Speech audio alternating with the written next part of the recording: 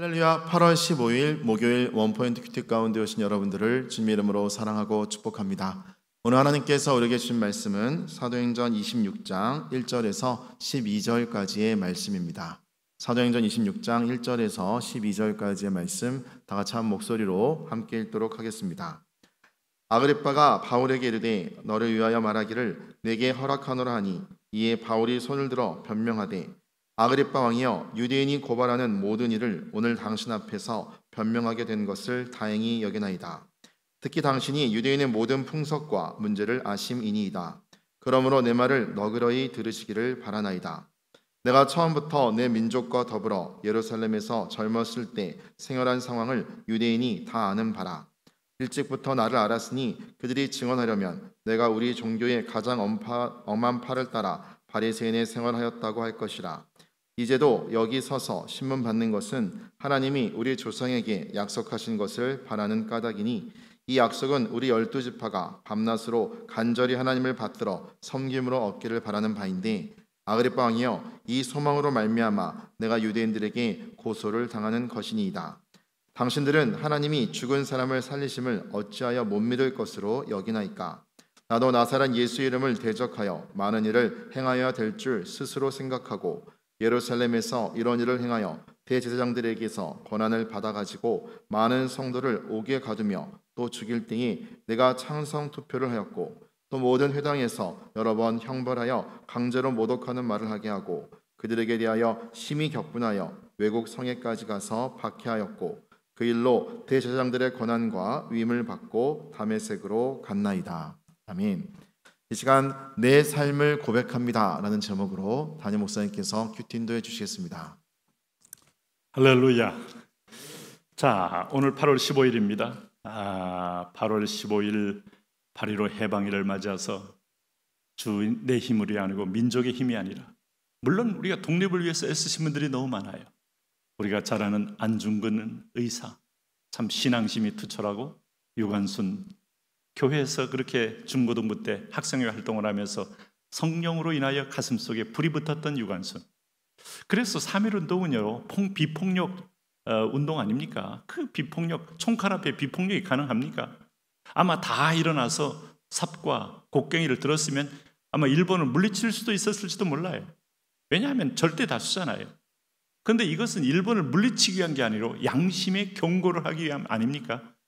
우리가 우리 3.1절에 이 독립선언서를 보면 그 정신이 그대로 나와 있지 않습니까? 대부분이 기독교인들이 작성한 거예요. 그래서 3.1운동의 만세운동은 기도운동이다. 하나님을 향하여 외치는 민족의 함성이다.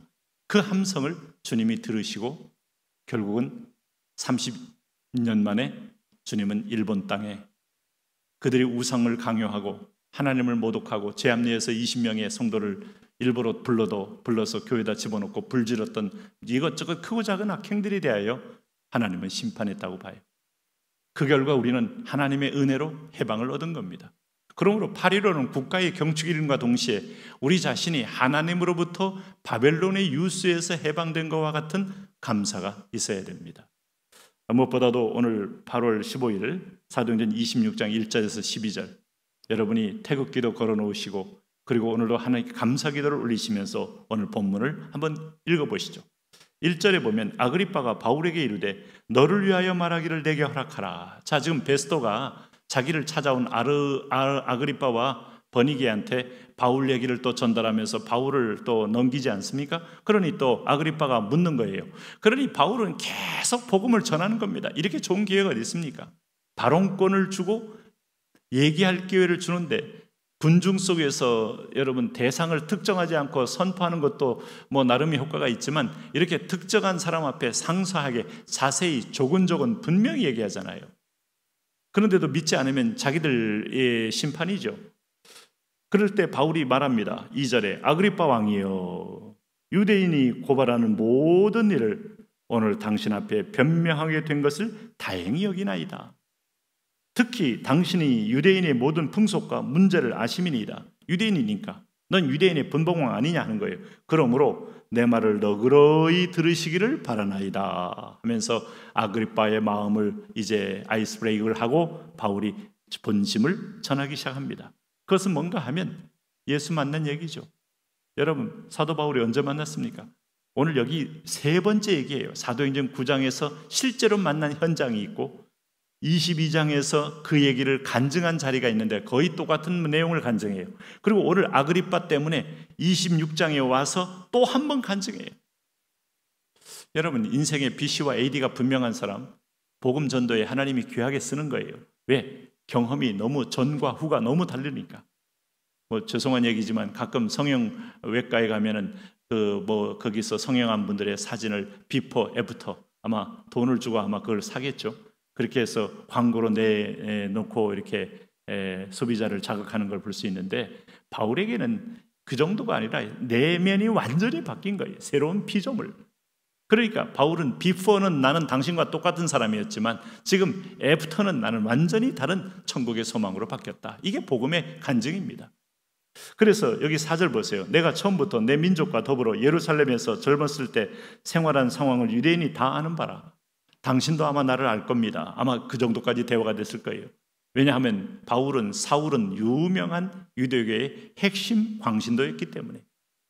그러니 아그리빠가 유대인에게 많은 지지를 받아서 왕이 되려면 그 안에 있는 유대교의 가장 최근 핵심 그런 청년 당원이나 거기에 산헤드린 공회원이나 대제사장들하고 친분이었겠어요? 그들의 지지를 받아 될 수 있는데, 그래서 5절 보면 일찍부터 나를 알았으니 그들이 증언하려면 내가 우리 종교의 가장 엄한 팔을 따라 바리새인의 생활을 하였다고 할 것이라. 여러분, 그 유명한 바리새인은 부활은 믿지만 아주 율법에 천착한 그런 무리들이죠.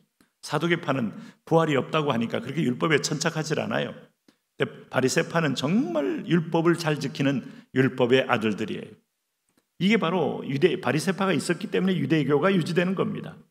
근데 그 바로 유대교의 한복판에 은혜가 덮어 씌워져서 구원이 열린 거죠. 근데 그걸 믿지 못하겠다는 거 아닙니까? 그럼 내가 바로 바리새파 중에 바리새파다라고 말했으니 아그리파가 아마 충분히 바울의 입장이 공감이 됐을 거예요. 오, 그러냐 하면서 들었을 거예요.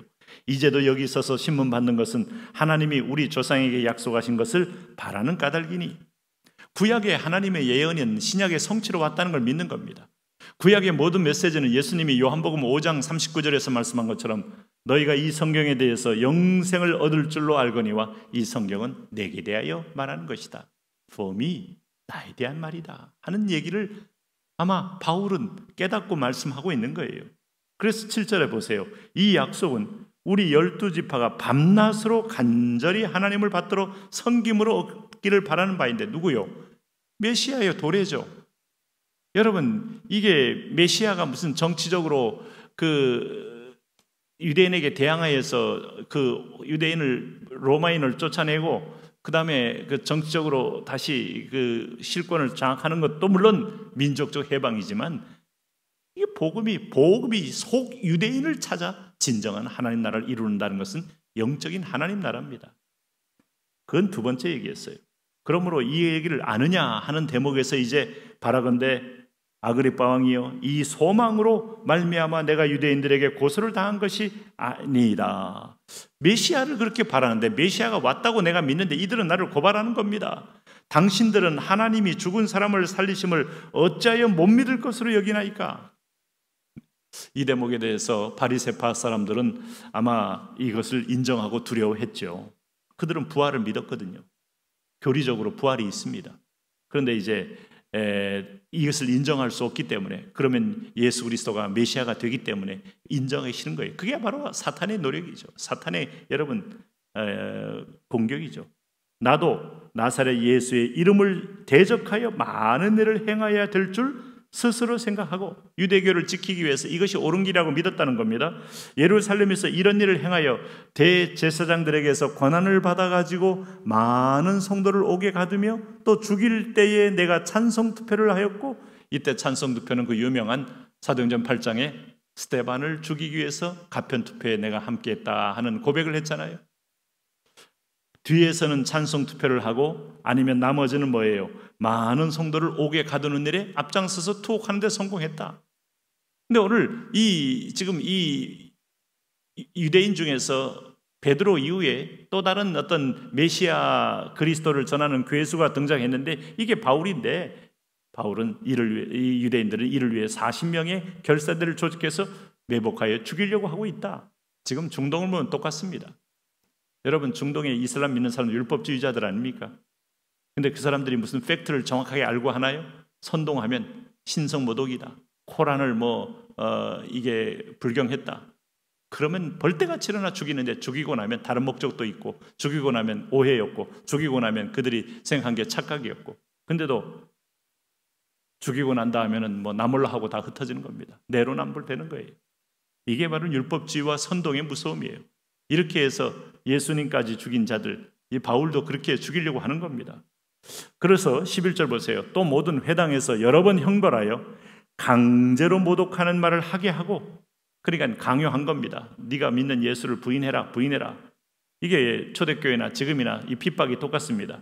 그들에게 대하여 심히 격분하여 외국 성에까지 가서 박해하였고, 그 일로 대제사장들의 고난과 이임을 받고 다메섹으로 갔나이다. 자, 이렇게 길게 자기의 과거 얘기를 하는 것은 간증이고 사실인데, 이렇게 함으로 아그리빠의 충분한 공감을 끌어냈으리라고 봐요. 오호, 그렇지. 오, 너도 정말 적당한 외부에서 온 어떤 흔드는 자가 아니라 네가 한 핵심이었구나. 오 하다가 이가 변한 얘기를 할 때 불가항력적인 하나님의 개입 아닙니까? 하나님의 놀라운 은혜 아닙니까? 은혜를 가슴에 새기는데 아마 아그리빠는 바울의 간증이 매우 유용했으리라고 봐요. 우리의 삶이라는 것은 예수님이 믿기 전과 믿은 후의 변화를 드러내는 고백으로 사는 겁니다. 그것이 없다면 당신의 생명의 DNA가 없는 것과 똑같아요. 예수 믿어서 뭘 얻으려고 합니까? 이제는 우리가 줄 것이요, 내 삶을 드리고 고백을 드리고 복음을 전하고 인생을 산제사로 바치는 거죠. 하나님, 그런 의미에 나의 삶의 이유와 목적이 분명합니다. 복음 때문에 살게 하여 주옵소서. 예수님 이름으로 기도합니다. 아멘.